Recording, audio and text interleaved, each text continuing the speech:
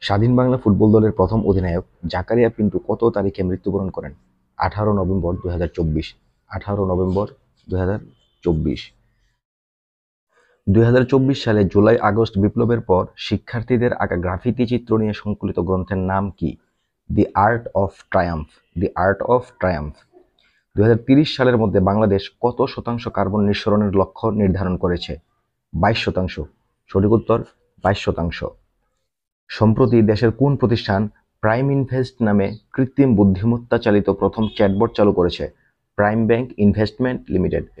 Prime bank investment limited.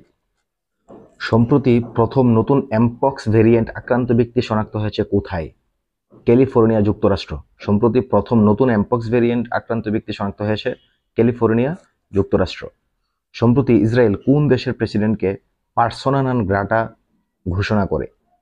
Brazil. সম্প্রতি Israel ব্রাজিলের প্রেসিডেন্টকে পার্সোনা নন গ্রাটা ঘোষণা করে। পার্সোনা নন গ্রাটা মূলত আমরা জানি এটা কূটনীতির সাথে সম্পর্কিত।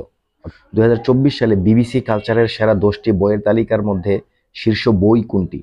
Caledonian road. এটি মূলত একটি উপন্যাসের নাম।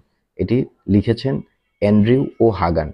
তাহলে 2024 সালে বিবিসি কালচারের সেরা 10টি বইয়ের তালিকার শীর্ষ বই ক্যালেডোনিয়ান রোড। Caledonian road. সম্প্রতি দ্বিতীয়বারের মতো শ্রীলঙ্কার প্রধানমন্ত্রী হিসেবে নিয়োগ পেয়েছেন হরিণী আমারসুরিয়া। হরিণী আমারসুরিয়া। মনে রাখার কৌশল হচ্ছে হরিণী। হরিণী আমারসুরিয়া। সম্প্রতি ফিলিপিনের লুজনে আঘাত হানা সুপার টাইফুন বা ঘূর্ণিঝড়ের নাম কি? এটির নাম হচ্ছে মান-ই, যা স্থানীয়ভাবে পেপিটু নামে পরিচিত।